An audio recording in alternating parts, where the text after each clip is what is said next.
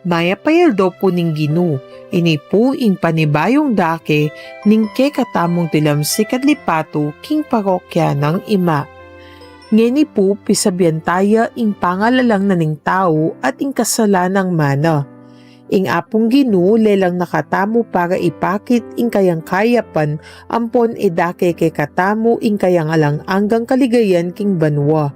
Ing tao, may lalang yang ating katawan ampon kaladwa at may gawaya king lupa at wangis ning Ginu. Ing mumunang lalaki at babayi, ilapin di adan ampon eba. Ila ring mumunang pengari na ning meto ketawan. Nanuying kautusan na ning apong Ginu kang adan at eba. Sang-ayon king Genesis Kapitulo 2, versikulo 15 hanggang 17, binili ne kagining Ginong Diyosing tao at pepatok na nga neking mula na ning Eden, bangampulan ne at ingatan. Nga nang minutos ning Ginong Diyos king tao. Malyari kang mangan king isano pamang tanaman king mulahan, subali mo ing tanaman na ning belwan tungkol king mayap at mayap. Kamamangan king bunga na ning tanaman ay ito, mate kakabudmengan ka king bunga na. Yamupin, alide pemintuan nini, at pengande ing bunga na pegbawal ng kanan ning Ginu. Paulin na nining kasalanan ng Adan at Eva, may walaya ing karelang makapagpabanal a grasya o sanctifying grace, ikarapatan king banwa o right to heaven, at ring espesyal a regalo o special gifts na ning apong ginukarela.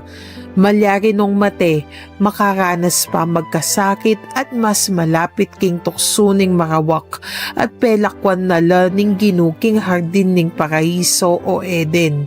Kaya ikatamo bilang iba't king lahi ng Adan, dintang tamo king yato na mi pagkaitan king makapagpabanal a grasya at mingmana tamo king kaparusan ng Adan na nung sakali sana tinanggap tamo karegalo ning Ginu nung megin niya mong mapaminto keya. Ining kasalanan aminana tamo ibat kang Adan, ya pining awsandang kasalanang mana o original sin. Atin bang taong may preserve at alimig mana king original sin? Wa, iya ingnuan a Virhen Maria, Paulina ning merito ning banal ng anak at ini ing pribilehiyo ning Immaculada Concepcion. Manibat king pangakagli kang nuan a Virhen Maria at tineng ganap a makapagpabanal a grasya o fullness of sanctifying grace, kayapan o infused virtues at dingkalam ning Espiritu Santo, the gifts of the Holy Spirit. Dapot di na siya namang makaramdam sakit at pamagkasakit, antiing kayang dibinong anak. Kapamilatan na ning espesyal a pribilehiyo iba't king mayupayang Diyos, ingnuan na indu, aliya kapilanman midenan o midungisang kasalanan. Dakala salamat po, king pamakiramdam, pasibayo po ini ing kay katamong tilamsik at lipato, king parokya ng ima. Mayap ayabak po, mapilan pong paganaka kabang pagmasusyan tayo ing banal na misa. Ikabit ing cellphone king silent mode at iwasan gamitan niti kabang may pagmasusyan niyo ing banal na misa. Ingatan la ring sariling kagamitan at maging maingat at responsable kareti, banay wasan ing kakawalan kareti. King Santa Misa, makyabe tamong makibat at magkantang malakas. King oras o dake ning konsagrasyon, siklawud tamongan king kapanyamban. Nung alakang pisiklawran, manatiling makatalakad, pero nung malyari at nagyo naman, sukat tamo sanang siklawud, maski alatamong pisiklawran, anting kagalangan king katawan at daya ng Kristo. King komunyon, tukyan tayo ing row by row system.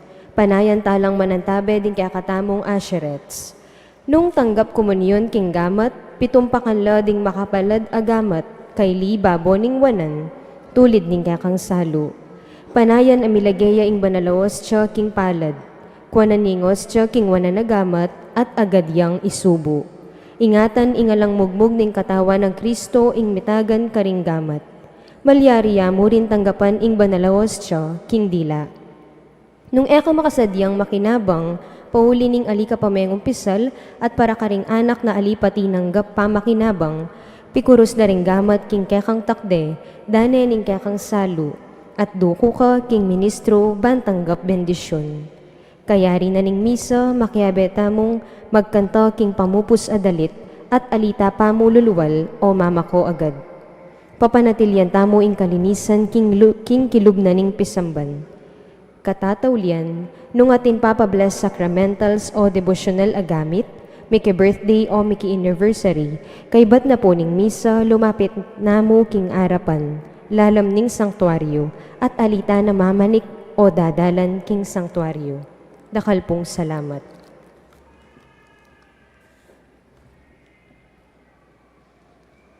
Again, good morning, brothers and sisters in Christ.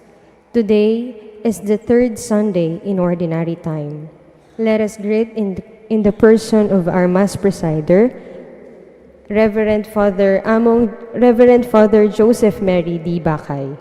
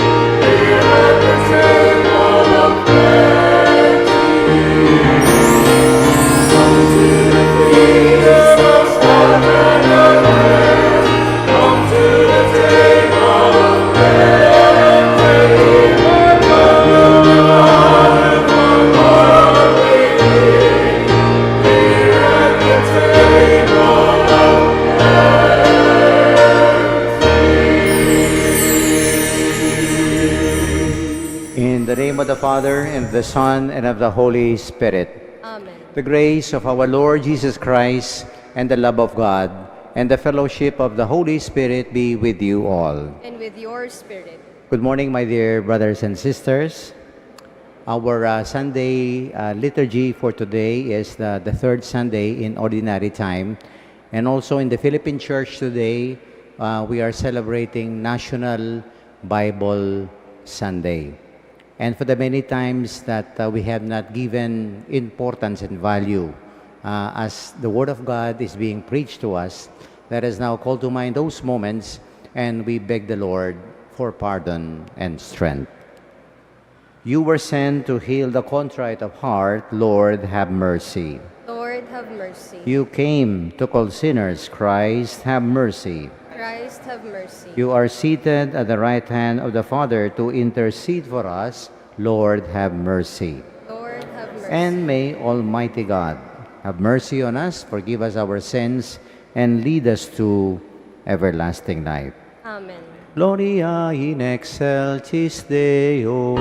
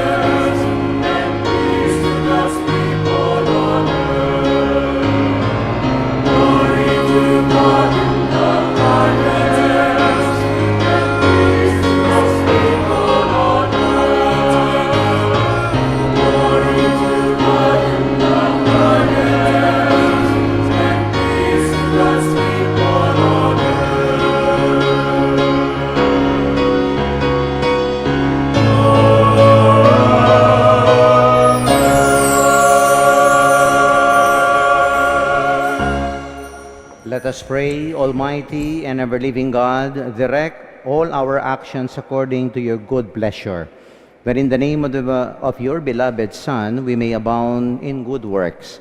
Through our Lord Jesus Christ, your Son, who lives and reigns with you in the unity of the Holy Spirit, one God, forever and ever. Amen.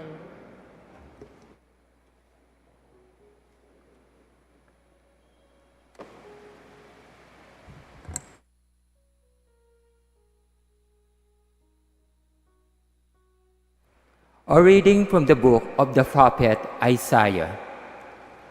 First, the Lord degraded the land of Zebulun and the land of Naphtali, but in the end he has glorified the seaward road, the land west of the Jordan, the district of the Gentiles.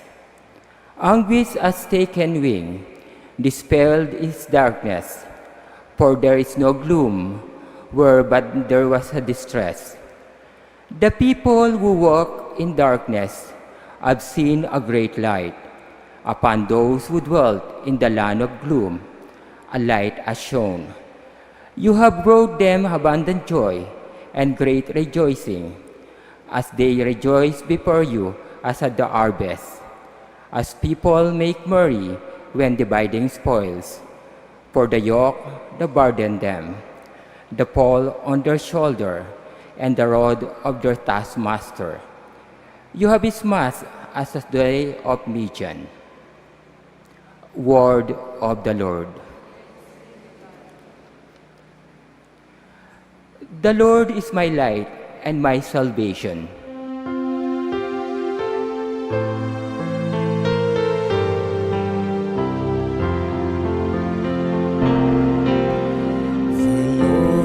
Is my light and my salvation.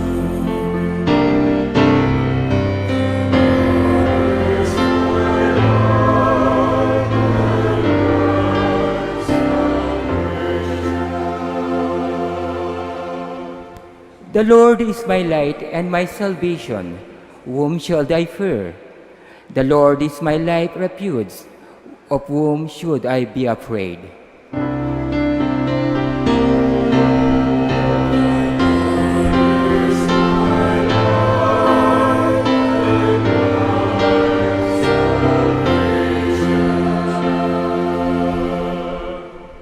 One thing I ask of the Lord, thus I seek, to dwell in the house of the Lord all the days of my life, that I may gaze on the loveliness of the Lord and contemplate his temple.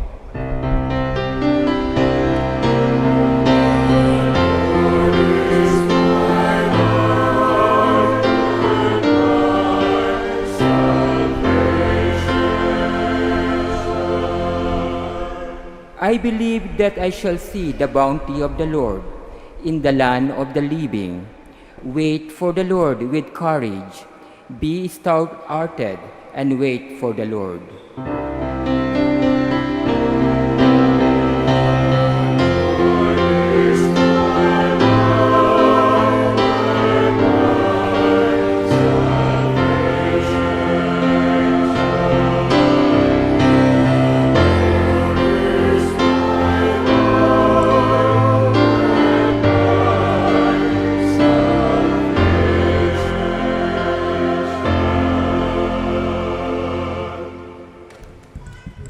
A reading from the first letter of St. Paul to the Corinthians. I urge you, brothers and sisters, in the name of our Lord Jesus Christ, that all of you agree in what you say, and that there be no divisions among you, but that you be united in the same mind and in the same purpose. For it has been reported to me about you, my brothers and sisters, by Chloe's people, that there are rivalries among you. I mean that each of you is saying, I belong to Paul, or I belong to Apollos, or I belong to Cephas, or I belong to Christ. Is Christ divided? Was Paul crucified for you? Or were you baptized in the name of Paul? For Christ did not send me to baptize, but to preach the gospel, and not with the wisdom of human eloquence, so that the cross of Christ might not be emptied of its meaning. Word of the Lord.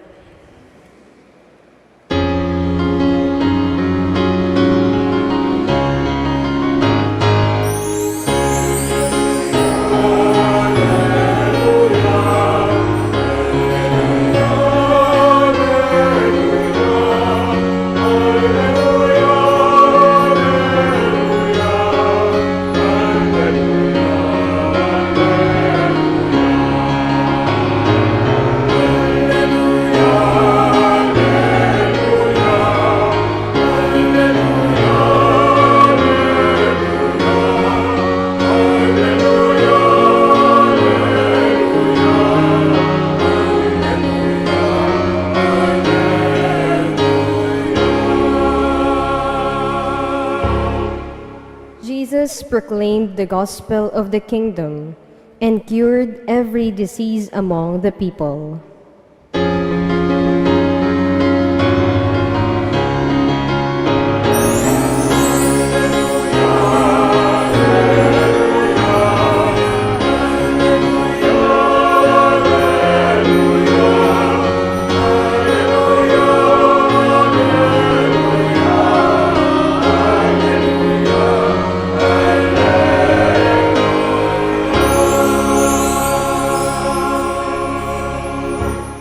The Lord be with you. And with your spirit. A proclamation from the Holy Gospel according to Matthew. Glory to you, O Lord. When Jesus heard that John had been arrested, he withdrew to Galilee. He left Nazareth and went to live in Capernaum by the sea, in the region of Zebulun and Naphtali, that what had been said through Isaiah the prophet might be fulfilled. Land of Zebulun and land of Naphtali, the way to the sea beyond the Jordan, Galilee of the Gentiles. The people who sit in darkness have seen a great light. On those dwelling in a land overshadowed by death, light has arisen. From that time on, Jesus began to preach and say, "Repent, for the kingdom of heaven is at hand." My dear friends, the good news of our salvation. Praise to you, Lord Jesus Christ. We are now on the third Sunday in Ordinary Time, and as I have said in our introduction a while back, in the Philippines today we are celebrating National Bible Sunday. And in fact, the whole month of January is Bible month. Ingamano na nga pong ginom, in Biblia. And we all know the importance, no, of the Word of God. Look at every Mass. It starts with the liturgy of the Word, Ingamano. No, it is so important. May I ask a question, no, before I proceed with my homily? Who among you owns a Bible? Okay, tapong ating Bible king bale. Aten? Wala ko manata. Oo nga, karakan na pala. O yan. Usually, as a Catholic family or Christian family, they have a copy of the Bible, no? Together with some of the images there, Mary, Joseph, or our patron saint, di ba? At kaya ba't ating tamong Bible, di ba? Pero sad to say, the Bible only becomes a decoration. Nang kaya tayo po masyadong bubuklat ng katang Biblia. It's not really a source of transformation. Kaya katamo. And I think this is a beautiful occasion for us, no? To, better appreciate and keep into mind the very significance of the Word of God, because it has a power to transform people. It is not just a decoration. And I think the more important questions for all of us today as we celebrate National Bible Sunday is this. Yes, maybe all of us, almost all of us, we own a Bible. But the question is, a far deeper question is this. But do we allow, the Word of God to own us? And for me, that is so striking. No? Atin tapin Biblia, but do we allow the Word of God to own us? Because sad to say, today, you are being owned and possessed, diba? With a lot of things in our life, especially worldly things. Kahit po orending babandi kaya katamo, no longer God, no longer His Word. That's why today let us try to reflect on that very important, a far deeper question. Who owns us? Sino ba ang may-ari sa atin? Hindi sapat na may-ari tayo ng isang Biblia. Pero sino ba ang talagang nagmamay-ari sa atin? Let me share with you two important insights, no, to better appreciate and understand the significance of the Word of God in our life, no? And then let me draw these two insights from our readings for today. Nepo. Number one insight is this. Nanuyawari po ing amano na nga pong ginawa mong. No, what is its significance in our life? Well, our readings today, specifically the first reading, and it was repeated by the Lord because He quoted our first reading today from the book of the prophet Isaiah. Ne? Sinabi niya naman ng Ginoo. And of course, our response, no, a while back, sinabi tayo naman niya. What is this insight? It's all about the Word of God as the light, no, that will guide us into the darkness of our journey in life. Metong yang sulu. This is what the prophet Isaiah, no, in the first reading today, tells us. Sasabihan na kaya niya na, the people who walk in darkness have seen a great light. Upon those who dwell in the land of gloom, a light has shone. No, very clear, di ba? And of course, in our gospel today, no, quoting again the same text in the first reading, na ano sinabi ni Ginoo, the people who sit in darkness, no, have seen a great light. On those dwelling in a land overshadowed by death, light has arisen. And our response today confirms that the Lord is my light and my salvation. At oita po ing kahulagana kaya katamo ning amano na ning Ginoo. It is a light. It will illumine our minds, our hearts, our soul, at dapat po it will illumine our whole being. Because, no, we best understand this, my dear friends, because this is reality. That our journey in this world is not all clear. Diba? We are always, no, experiencing different kinds of darkness as we journey in our life in this world. At totoo po ini, marakala dalumdum. We are a people walking in the midst of darkness. That is why, let us not think, eta mo po isipan, rengaliwa kasi waning isipan da, that the Bible is for perfect people. Wrong. It is not for perfect people. The Bible is really a guidebook for sinners. Kaya katamo, it is a guidebook for the lost, for the broken, for the wounded, no? And for the lost. Ita mo yan. Ya kailangan tayo po ini. We need God's enlightenment, the wisdom, the illumination that comes from the Word of God. At totoo naman po, on the personal level, nang kay we experience this. Diba? When you watch a, what is this? A criminal case. Ne? Potang interview din yung criminal. Na. Bakit mo ginawa yan? Kasi po, dilim ang paningin ko. Oh. Nagdidilim ang paningin natin kasi madilim ito. And we should acknowledge that. Di po ba? Not everything is clear in our hearts. No? There are our evil ways, our sinfulness, di po ba? At nang kaya po dadalumdum yung puso tamo. At potang madalumdum yan, magdidilim ang panangin mo at gagawa ka ng masama. We need light. And I think this is the importance and the significance of the Word of God. That's why today, every Mass, no, we start with the liturgy of the Word. Ingamano na ni nga pong Ginoo. Kaya tapong beto nga kanta na, ingamano ning Ginoo yang sulu, babiesala, king dalan na ning bie. And Pope Francis confirmed that, no? I think one of the beautiful analogy of Saint Francis, and the Word of God is just like a flashlight. Balo tayong po yung flashlight, ne? I think all cell phones today, they have flashlight, di ba? Oh, brown out. Alang sulukin kay kendalan.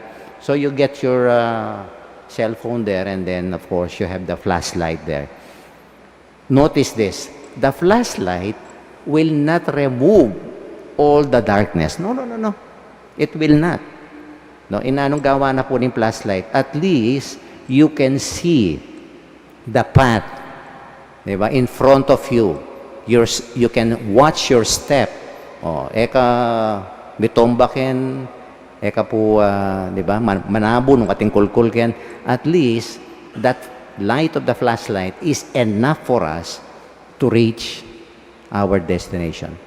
Same is true with the Word of God. It is really a flashlight. It will not remove all the darkness, but at least it will give us the light that we need so that we can reach our destination. Kaya po importante yan. Hanapin Isaiah, the light, no, amidst the darkness. And Jesus confirms that. And of course, the Lord is my light and my salvation.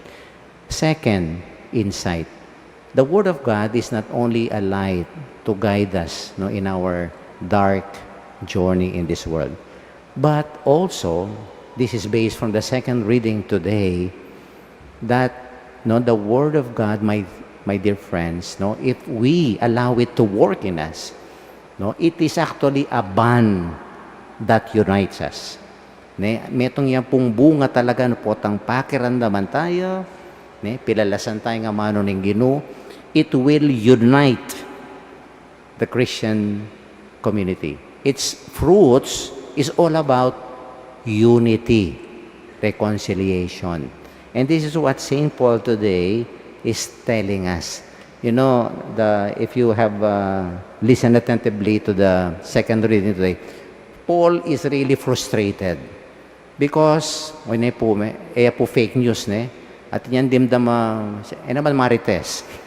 Okay, he heard the news that the early Christian communities they established in Corinth or po ni kakata second reading. I've heard that there are rivalries among you. Pipate-pate lang. Then pong Christian communities in Corinth. Okay? I mean, that each of you is saying, po, I belong to Paul, I belong to Apollos, or I belong to Cephas, or I belong to Christ. Oh, kaya po malalyari ang kayong parokya. Ay, Father Adri ko. Ay, Father Benji ko. Ay, Father Arnie ko. Ala kang Father Pep kaya na. Kaya maging fans club. Po, krempari. At waiting milyari. And St. Paul was really frustrated. Because if the Word of God is taken seriously by these communities, they should not allow conflict and rivalries to prevail. Nga pinano sinabi ng St. Paul kare, is Christ divided? O ba't pirake-rake Kristo? Putot-putot siya. Ana. Again, it is not a fruit of the Word of God because the Word of God, my dear friends, has a unitive, a transformative power. Look at what's happening in our Eucharist today. Every Eucharist, Kenny, we come together, we pray together, we listen together. Kinikikatamo pong amano na ni nga pong Ginoo, di po ba? Together. This is synod on synodality. We are a church, no? And we are a synodal church. Ano po rin kakatamong Santo Papa. Diba? Together. There is no conflict, no judgment, no attitude of condemnation to other people. No? But this is something very sad. If you watch, tele-evangelists today, Diyos ko, manamula ni Kibuloy, nino pa, Osoriano, Villanueva. They attack each other. Rin yung tele-evangelists, di ba?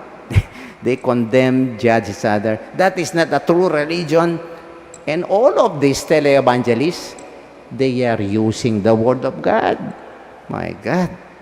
And that is the irony of it. It does not unite people. In America today, nung mamasa ka po kay America, mega churches today are closing down. Why? O kasi personality driven lang.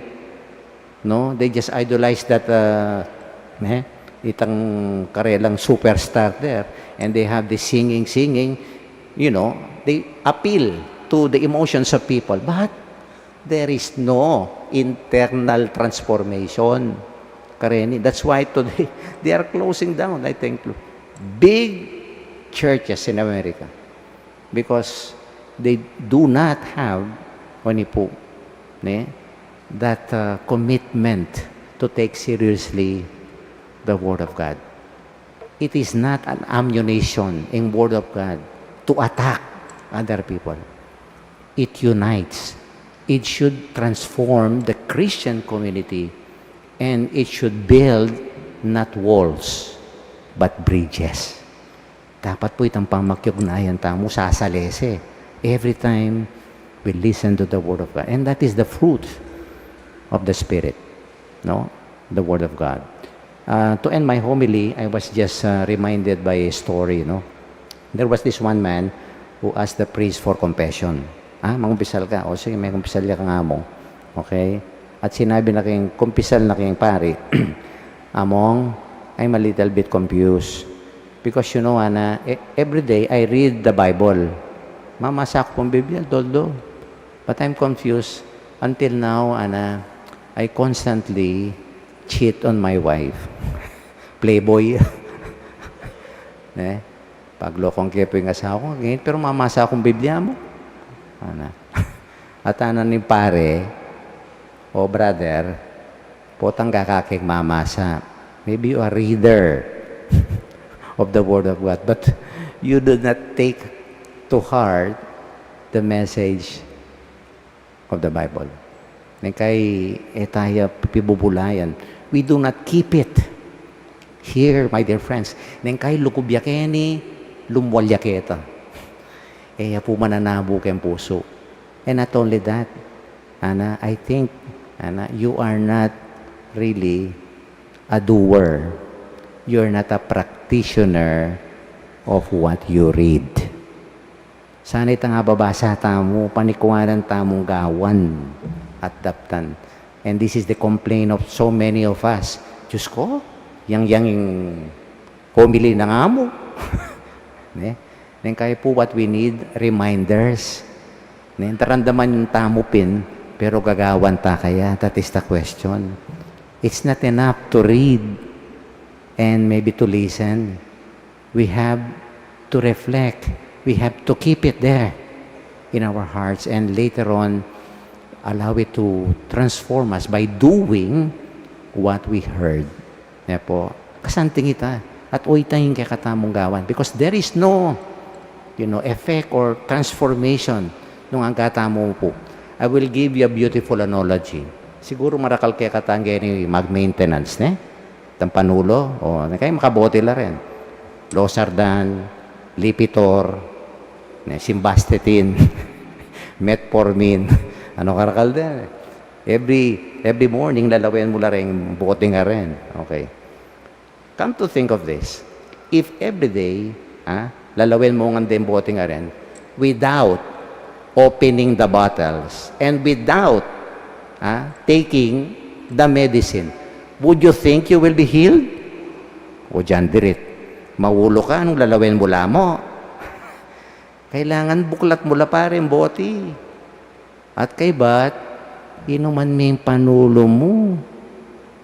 Nung may inuman ay, the same is true with the Word of God. We have to open the Bible. We have to open our heart, and we take the Word of God seriously. You know, I have a friend, mete po ikong Henry. Kaluguran mo la po Father Arnie. He died. And during that time that they sanitized the room, uling mete po, may bigla la po rin kapatad na. Kasi matuwayang bainta. Right at the very the side drawer, Diyos ko, sapakyang panulo. Means to say, he does not take his medicines. Lalawin na la siguro aldoldo. O meteya. It happens, I tell you. Nung lalawin tala rin panulo mo, di ba? Without taking them, ay, dyan dirite ta maulo. Same is true with the Word of God. It will have no effect. It will not transform us if we just read o kaya listen. And then after that, alata na pong gagawan. That's why today, this is a beautiful occasion for all of us, to be reminded of the importance and significance of the Word of God. Let it be the light of our life. Ang lapit ng kanta, You light up my life. Yan. Let the Lord's words become light. I remember my professor na po, kaya Protestantism kaya kami. Ano kasanting na sinabi na, po kaya kami. Diba may kasabihan tayo, an apple a day, nanya kasi, keeps the doctor away. Ini sinabi na kaya kami professor may. A Bible verse a day keeps the devil away. Nice, di ba? Sige, i-text siya kanya yan. Ngayon ng Aldo ngayon, pwede yakin kayong, di ba, slam book or post. A Bible verse a day keeps the devil away. This is the importance, the value, and the significance of the Word of God. Let us not remain listeners or hearers of the Word of God, but let us strive our best, to make the Word of God transform our life by being doers and practitioners of the Word of God. Amen. Kindly stand. We now profess our faith as Christians. I believe in God, The Father Almighty, Creator of heaven and earth. I believe Jesus Christ, His Son, our Lord, who was conceived by the Spirit, born of the Virgin Mary, suffered under Pontius Pilate, was crucified, died, and was buried. He descended into hell, and on the third day he rose again from the dead. He ascended into heaven, and is seated at the right hand of God, the Father Almighty. From there he will come to judge the living and the dead. I believe in the Holy Spirit, the Holy Catholic Church, the communion of saints, the forgiveness of sins, the resurrection of the body, and the life everlasting. Amen. Let us pray to God our Father that the light of His Son Jesus Christ may bring hope and salvation to all. Let us pray for every petition. Let the light of Christ shine on us. Kindly repeat. Let the Christ of light shine upon us.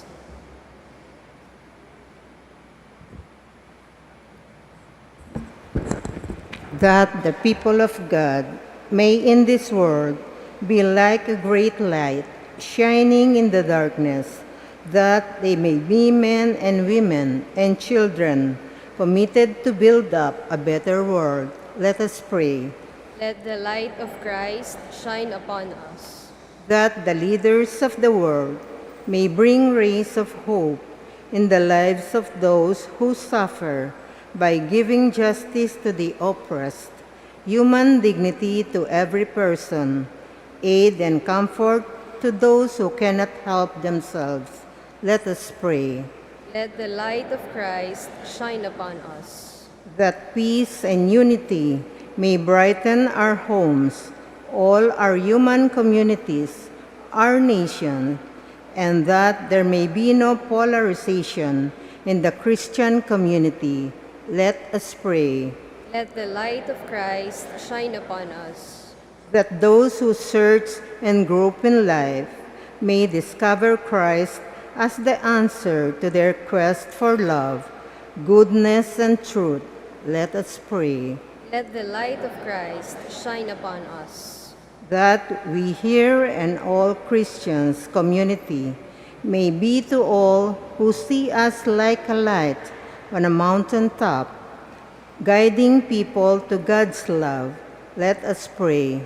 Let the light of Christ shine upon us. Let us now pray for our own intentions. God our Father, do not allow those who believe in your Son to live in the darkness of evil. Let the Word of God be our guide and light to you, our God, now and forever. Amen. Amen.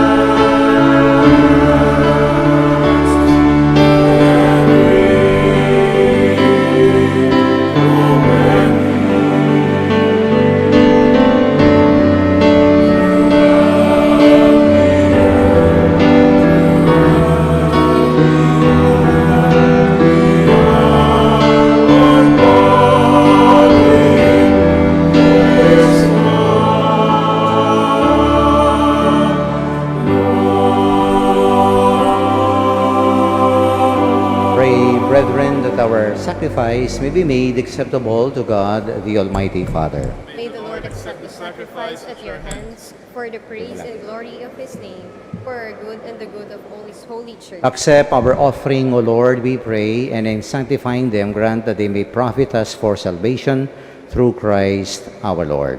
Amen. The Lord be with you. And with your spirit, Lift up your hearts. we lift them up to the Lord. Let us give thanks to the Lord our God. It is right and just. It is truly right and just, our duty and our salvation always and everywhere to give you thanks, Lord, Holy Father, Almighty and eternal God.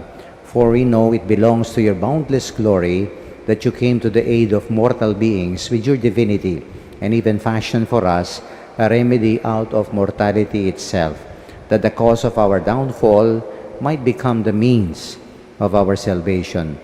Through Christ, the host of angels adores your majesty and rejoices in your presence forever. May our voices, we pray, join with theirs in one chorus of exultant praise as we acclaim.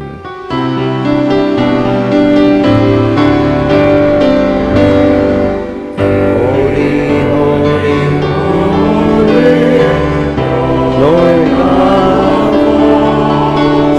heaven and earth are full of your glory, full of your glory. Hosanna in the highest, Hosanna in the highest.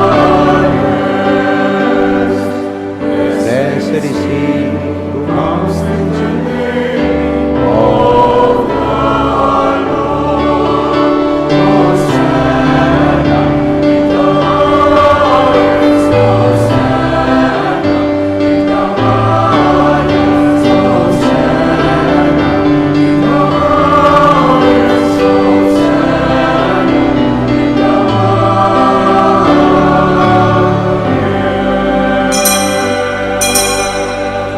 You are indeed holy, O Lord, the fount of all holiness. Make holy, therefore, these gifts, we pray, by sending down your Spirit upon them like the dewfall, so that they may become for us the body and the blood of our Lord Jesus Christ.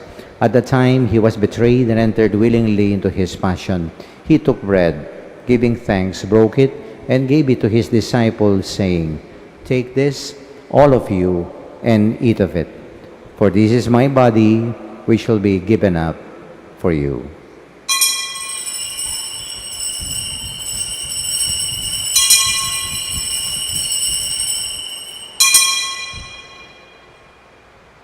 In a similar way, when supper was ended, he took the chalice, and once more giving thanks, and he gave it to his disciples, saying, "Take this, all of you, and drink from it.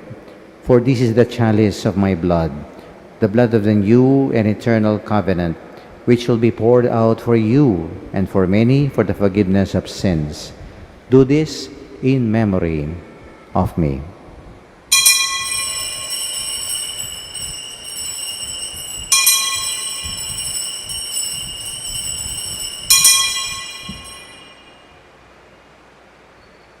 The mystery of faith.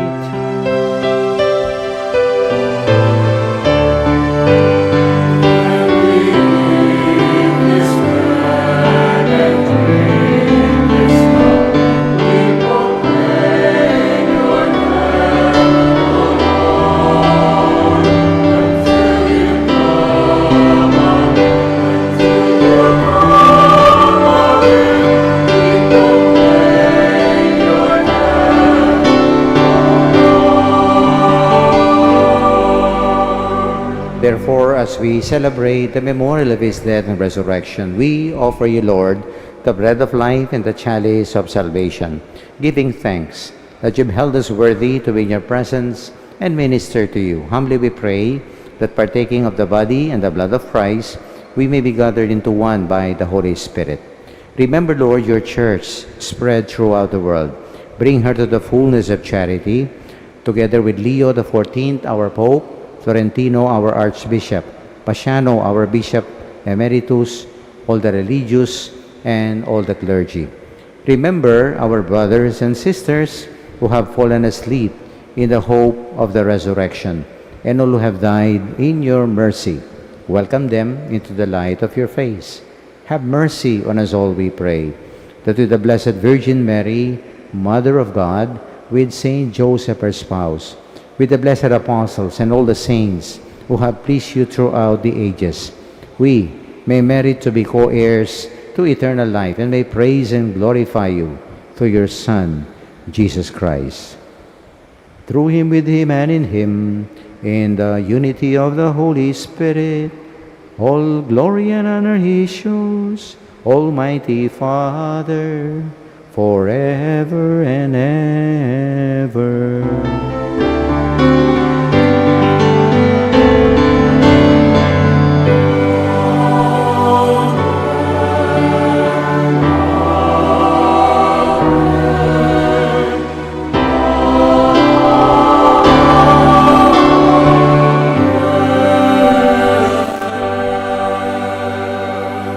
As lovers of the Word of God, let us now call upon our loving Father to the very words our Savior gave us.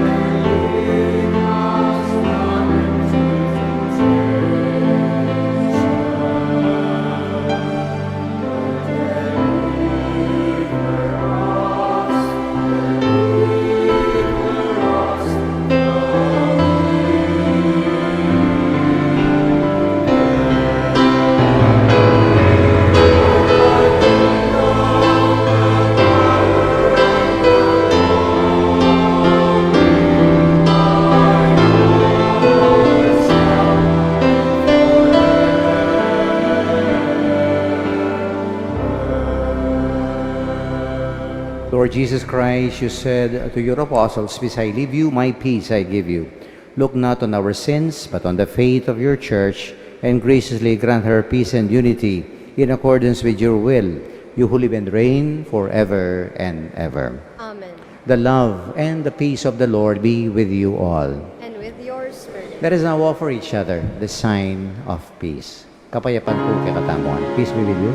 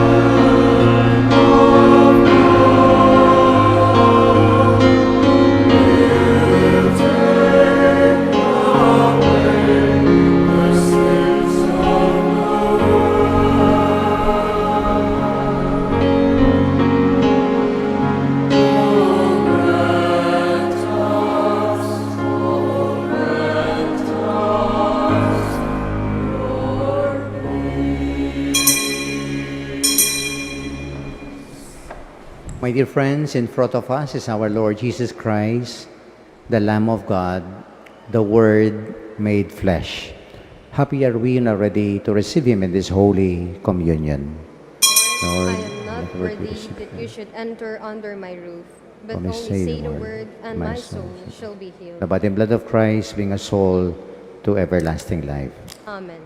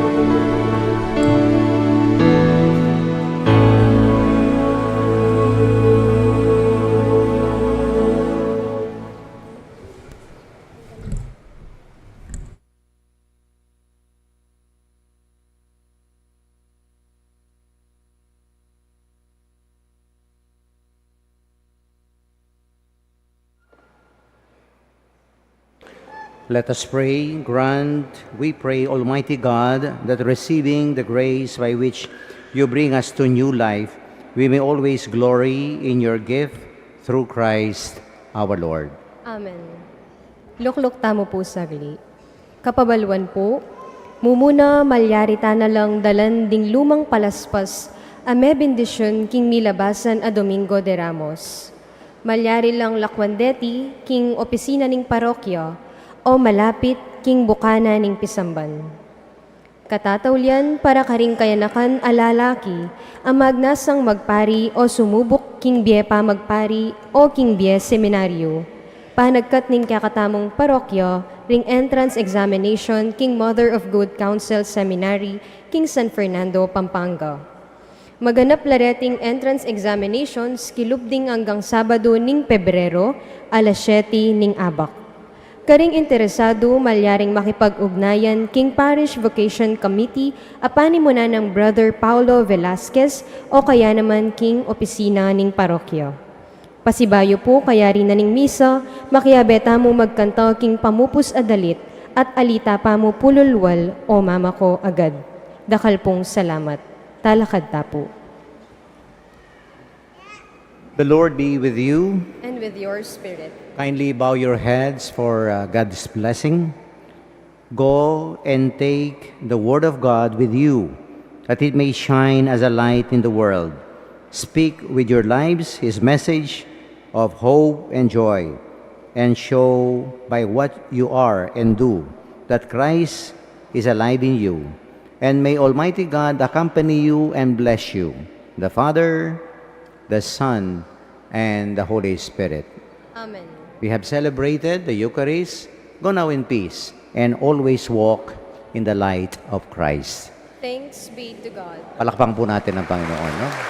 Good morning and have a blessed Sunday.